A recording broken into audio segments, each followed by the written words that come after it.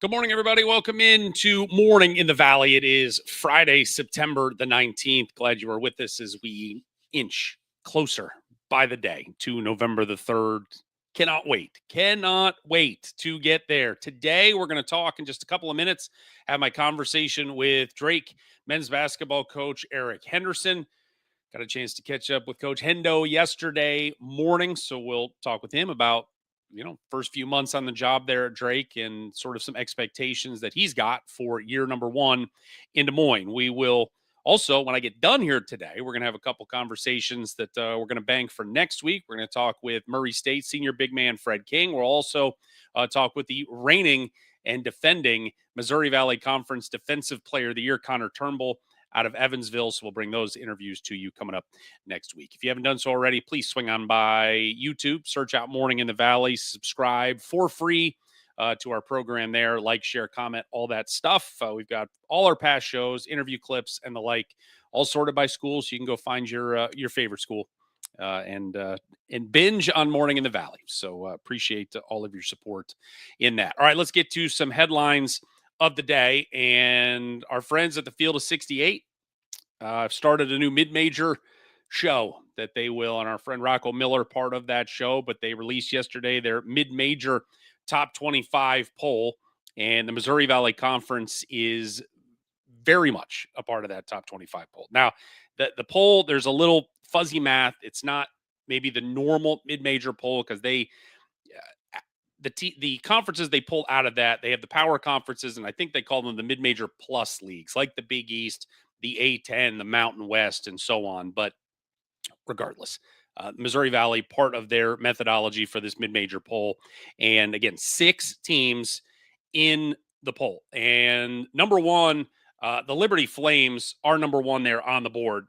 They were 28-7 last year, went to the NCAA tournament, but really probably no surprise to anybody. It is Illinois State, who we all believe will be the preseason pick when the official Missouri Valley Conference preseason poll comes out, which again, today is the day voters have to get their picks in. So we're hoping maybe Monday, maybe Tuesday, we will have that first preseason ranking, which I know will just be chiseled in stone and everyone can be happy, mad, sideways about it, whatever they would choose. But to Illinois State, number 3 there on the poll. One that maybe surprised me a little bit is Bradley at number 6 overall. And maybe I'm only surprised because of what we saw from the Blue Ribbon yearbook that had Bradley at number 5 and in the conference. And so sort of just the disparity between 2 and 5. I thought 5 was probably too low, maybe a little bit too high. In the end, it'll all bear itself out here soon enough. But Bradley coming in 6th. In the second half of the poll, a whole bunch of Valley folks, and that starts with Murray State at 12. You have Northern Iowa at 14, Belmont at 15, and I think that as much as anything just sort of speaks to it is going to be a logjam. I'm going to be very surprised if we get through this season and we get another year where a team like Drake is able to just really run the table in a lot of ways. I mean, they lost a couple times in the conference, and there was some semblance of a race until the final week or two. But in the next breath, it was like they were really the head and shoulders number 1 team last year. And when you go 31-3, I think is what they ended up, that's going to happen. But in the end, when I'm going to be hard pressed to think we're going to have a rabbit in the league that's going to run away from everybody. I think it's going to be a lot of parity. And maybe for the detriment of the league in terms of trying to be a multi-bid league and try to get 2 teams into the NCAA tournament, because you're going to beat up on each other because you've got so many good teams. But again, Racers at 12, Northern Iowa 14, Belmont at 15, and then Drake comes in at 25, which is again to go back to the Blue Ribbon comparison, where the Blue Ribbon had Drake at 7, and it's just like, okay, I get it. It's like, I get it, where you got a new coach, you've essentially got an entirely new roster, you're starting all over. And look, Murray State, brand new coach, an entirely new roster, and the Racers, at least in this poll, getting a little bit benefit of the doubt to be 12th overall. I mean, I think that in the end, and yesterday in that mid-major show where Rocco Miller talking about the investment schools are making, and he kind of like slipped. He's like, nobody spent more money than Murray State this year. Is that true? I don't know, but certainly the Racers are coming after this with this new revenue share era we live in. But I was just like, look, Drake's been to the tournament 3 years in a row. I think 4 of the last 5. I just it felt a little dismissive to have them all the way down to 25. Again, it will all bear out. We'll talk with Eric Henderson coming up here in just a couple of moments. Speaking of Murray State, the Racers yesterday announcing they intend to retire the jersey of Isaac Spencer, played for the Racers from 1997 to 2001. Murray State trying to kind of shift away from, not an impossibility anymore, but trying to shift away from the retirement of numbers, now retiring jerseys, because look, in the end, you're starting to run out of numbers that have been retired. Cameron Paynes was the last, his number 1 retired just a couple of seasons ago. But Isaac Spencer, an outstanding career for the Racers, playing for both Mark Gottfried and Tavester Anderson, again, 1997 to 2001. In his career, 2,248 points, 962 rebounds, 352 assists. Dating back to 1957, thanks to our friends at StatHead, he is one of 4 players in college basketball, essentially in the last 70 years, that have put up those numbers, all around numbers. And when you look at the other 3 on that list, Oscar Robertson, Larry Bird, and Lionel Simmons, that's pretty okay company for Isaac Spencer. Part of 3 Ohio Valley Conference championship teams, got to the NCAA tournament twice in 1998 and 99.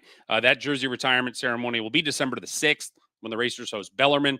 Isaac Spencer's going to be in town already because they will be, Murray State will be presenting championship rings to that 1999-2000 OVC championship team on the 25th anniversary of their championship season. For whatever reason, never got championship rings back then.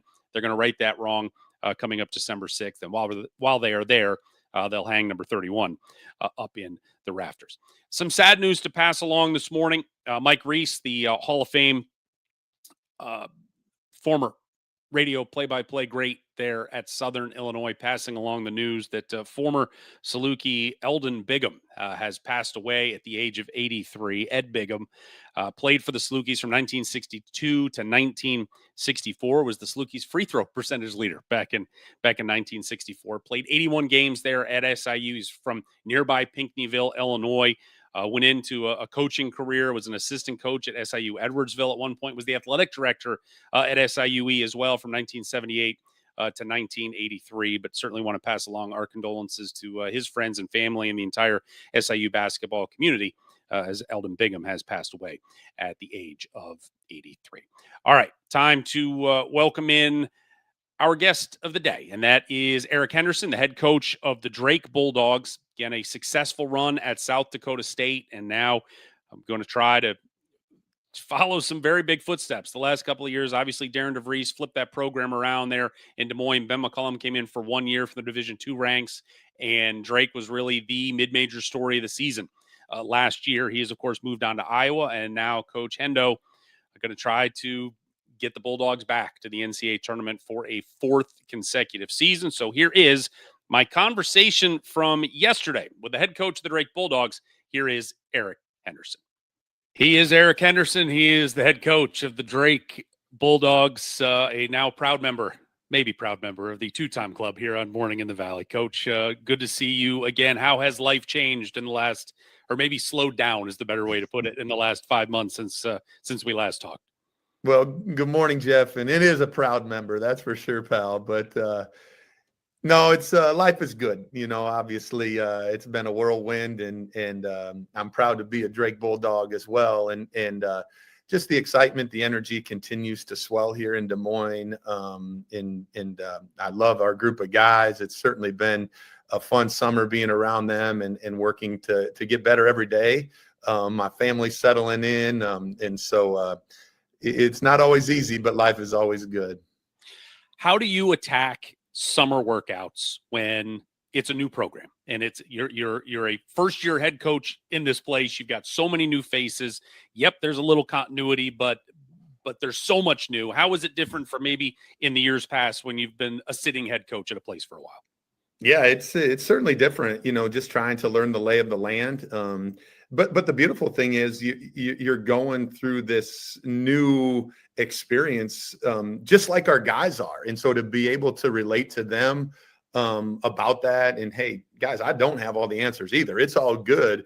We're in this fight together, and we're gonna and take this journey as it goes, right? And but we did, focus on certain things, right? You want to make sure your team's getting to know each other, celebrating each other, and just spending time together, whether it's off the floor or on the floor, getting to know each other better. But then also when you're putting in I don't want to say new philosophy, because I do think there's a lot of similarities with what Ben did and what I do, but they're all new players basically. And so you're trying to make sure that they understand concepts that you want your program to be out about, making sure you instill things that you want to be the identity of your program. Obviously the way you play is always going to be a little bit similar, but you have to adjust a little bit every year. It doesn't matter where you're at. And so, but instilling some of those things that you want to make sure are a part of your DNA, no matter who's in your program, I think was something that we really focused on this summer.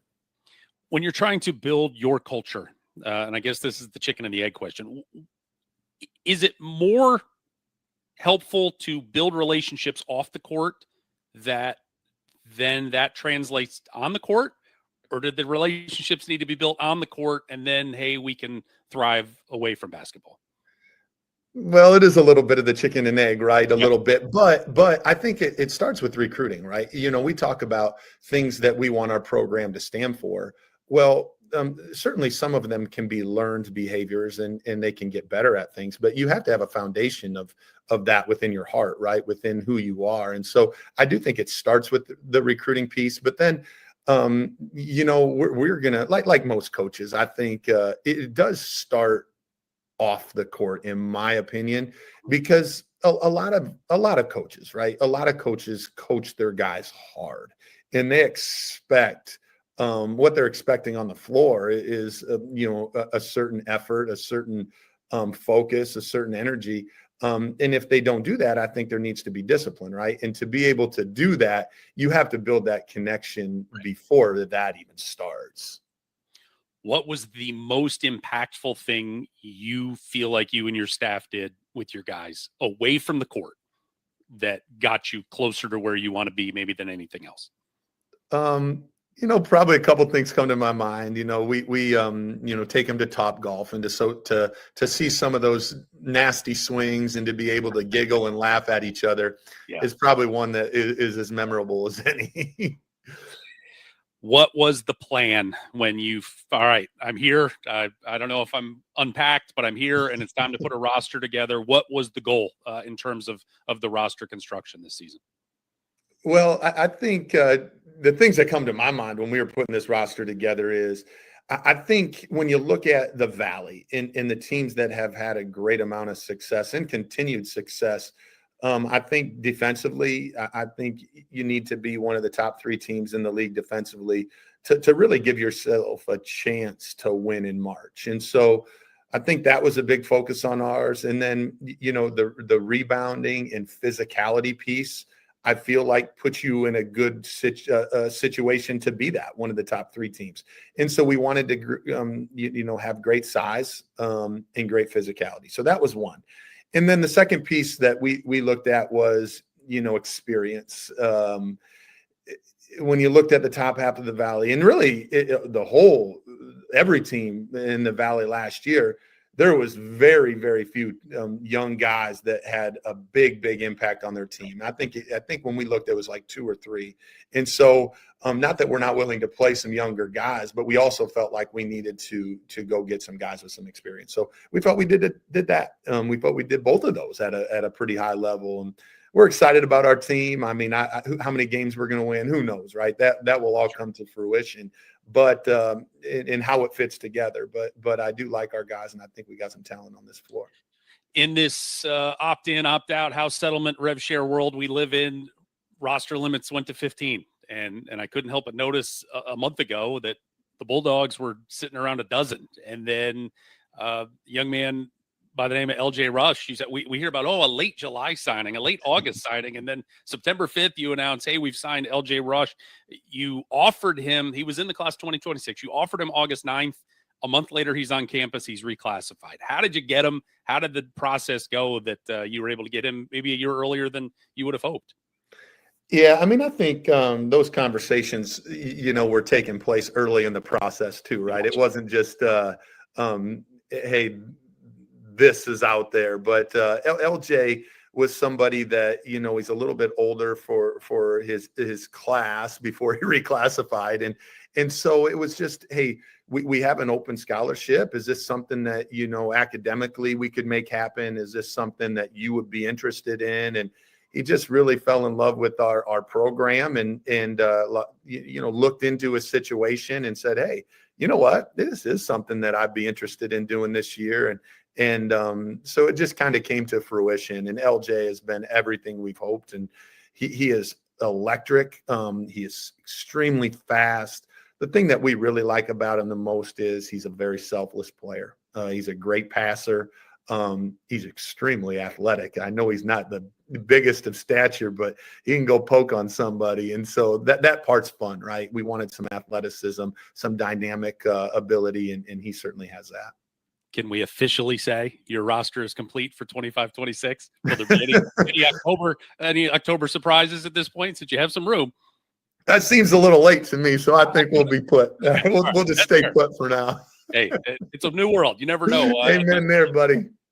Owen Larson, a young man that played for you at South Dakota State, tore his ACL back in February, I guess it was. Here we are, September. I know the medical advancements we've made. I'm sure he's ready to go. Where are you at with his availability for November and maybe sooner? Yeah, Owen's had a terrific summer, and he's such a team-oriented guy, and I know he didn't do really anything with our guys this summer as far as playing, but the connections that he was able to build, the relationships that he was able to build, and especially when you're a point guard in that position, when you have the ball in your hands as much as Owen does, to build those relationships is huge. And so just seeing him active on the sidelines and stuff like that and building those connections with his teammates will go a long ways, in November and December and even in league play, right? Because we fully expect Owen to be ready to go. Owen's, involved in our workouts ever since we got back.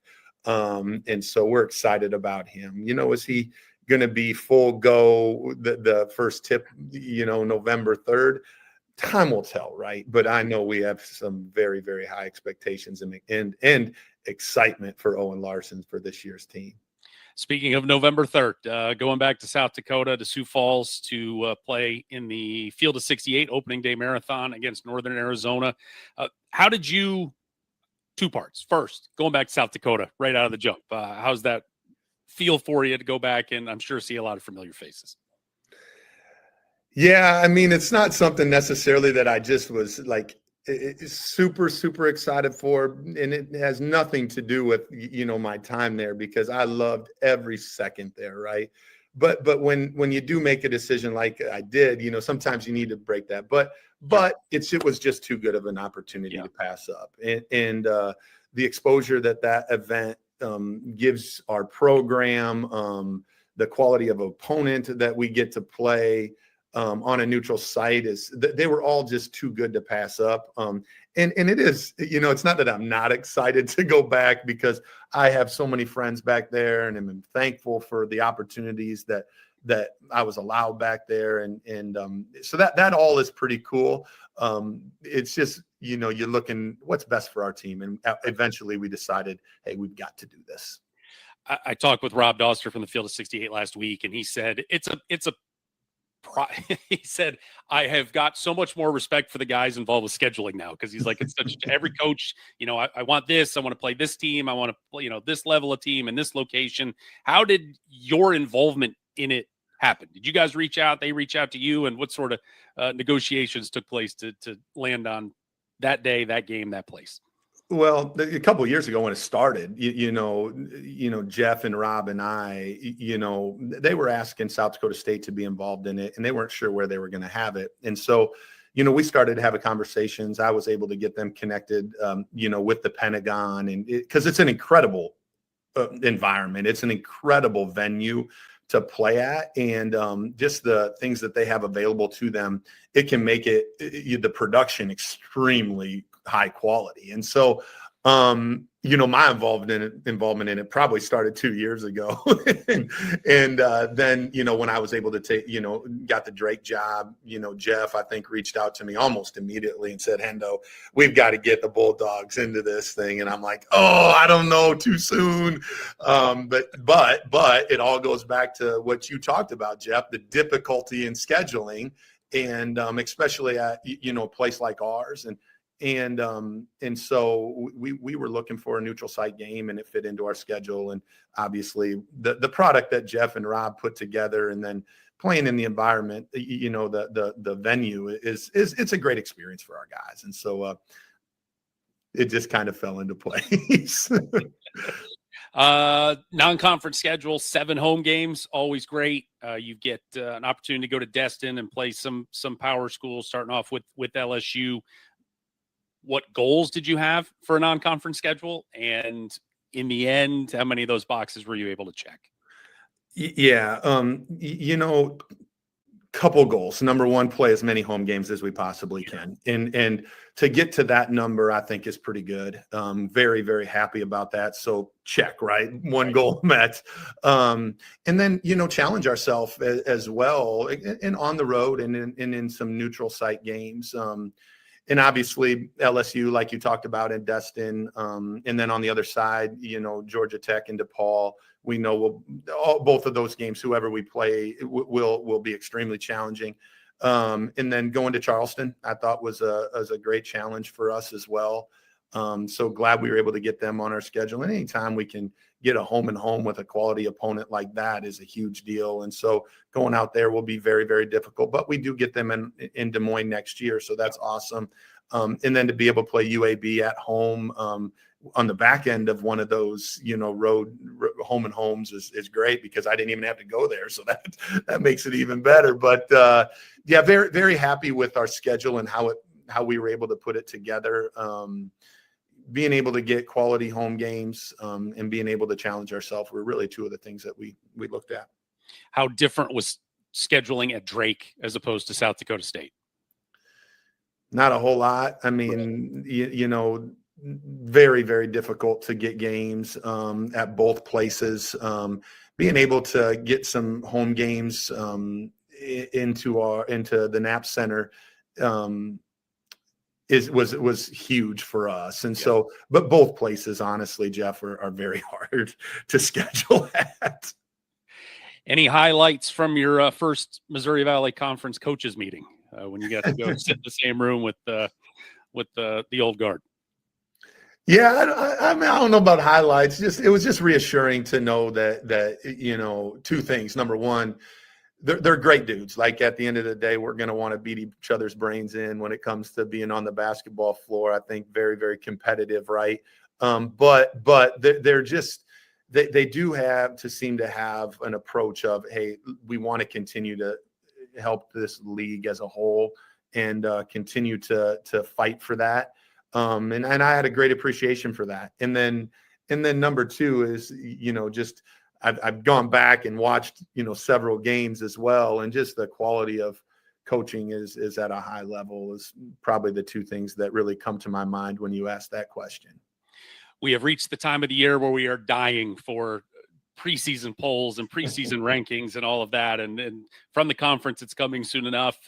The Blue Ribbon college basketball yearbook came out a week or so ago, and I almost choked on my water when I saw the Drake Bulldogs coming in at number 7, a team that's been to the tournament 3 years in a row.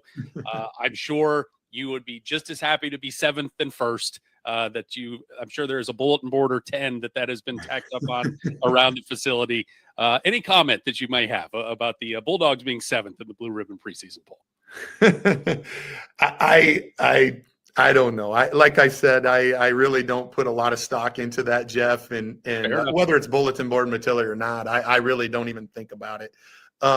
It certainly may be mentioned later, but we're not going to mess with that right now. It's just, there's it speaks to the quality of our league probably more than anything. I just think, there's good coaches and good players, and so I have a lot of respect for that. But I know one thing that I'm focused on, and that's our squad. And I love our group of guys. I tell you this much, I'm not trading our group for any other group. I love being around them every day. I do know that they're very competitive. I think we got some great versatility. And so we'll be ready to go every time we step on the floor.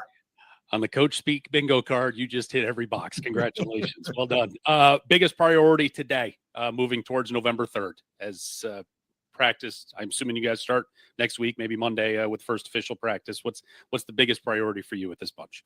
That's pretty easy. Stay healthy, man. Just keep our guys healthy. I like I said, I do. I love our guys, and this is no disrespect to anybody, but I'm excited to step on the floor every time we get a chance to compete against everybody on our schedule. And if we can stay healthy, that's a big piece of it. And so that's really number one. 5 months in Des Moines, do we have a go-to lunch order just yet? There's a lot of good ones. Holy cow. I know Palmer's is up there. Manhattan Deli's up there. There's a lot of good ones though, my friend. All right. Well, I'm taking notes. I'll be up there at some point this season. So I'm asking for me as much as anybody. Yeah. So. Lucky Horse right next to campus is a big time spot too. So wonderful. Wonderful. Eric Henderson, head coach of the Drake Bulldogs. I appreciate the time very much this morning, and hopefully we can talk again very soon. Well, I appreciate all you do for our league, Jeff. You have a great rest of the day. There is Eric Henderson, and I guess the great takeaway for me is that the enthusiasm, just the energy of everything was not a press conference, introductory press conference fabrication. That is just him. And certainly just again, feels like the Drake program, you always worry every time there's a change. Man, we got a good coach. We got a great coach. And then he leaves. And what do we have coming in next? And it's like, well, from DeVries to McCollum, that worked out fine. And now McCollum to Henderson, you're like, yeah, I think it's going to be okay. I think it's going to be okay. So I did appreciate his tap dancing around that Coach Speak bingo card about Drake being seventh. But I think he nailed it. And and to kind of go back to the opening comments about the field of 68 mid-major poll is just there is going to be a cluster at the top. And I feel like the cluster at the top is going to become a cluster that really drifts down towards the middle of the league. It is going to be, I will be shocked if this is not an all-out just fist fight for one of those, I guess now the top 5 seeds and the first round bye, so you're not playing on Thursday in St. Louis. It will be a fist fight. I mean, there's 2. I mean, it's the fight at the top, and then there's that fight for the 5-6 line and trying to make sure you're above it and you don't have to play until Friday. It is going to be a great year. And again, just from the perspective and looking through the prism of let's try to get this back to a multi-bid league. You just hope that so much parity does not sort of sabotage that and sink that possibility. But we will find out soon enough. Again, today is the day. The Missouri Valley Conference preseason poll votes are due. So we anticipate that being released next week. Again, a reminder that this year there will be no preseason, all preseason teams, no preseason players of the year, anything of that ilk. The conference has decided to move away from that. And again, it's fine because again, last year, having gone through this exercise a year ago, it was just, you're just guessing. Once you get past the first handful of returners that are back and are going to be good players and were good players last year, and you expect the same this year. After that, you are just guessing. And so to move away from that, fine. Each school is going to have their own watch list that they're going to put out, and that's fine. But we will get a preseason poll, and don't know when that will be next week, but presume it will be Monday or Tuesday, and we'll be ready to roll. So again, coming up in just a couple of minutes, I'll be talking with Murray State senior forward Fred King. We're going to talk with Evansville senior forward Connor Turnbull, the reigning defending Missouri Valley Conference Player of the Year, and we'll have those interviews for you coming up next week. But as for today, thanks for being with us. If you haven't done so, please go to YouTube and subscribe to the program for free. Morning to the Valley. Subscribe, hit the little notification bell so you know when we are going live in the off season here, Monday, Wednesday, Friday at 9 a.m. But once we are now 45 days away from go time, and that live bell will be ringing a lot more frequently here at Morning in the Valley. All right. Glad you're with us today. Have a wonderful Friday. Have a wonderful weekend. And we will see you Monday morning right here on Morning in the Valley.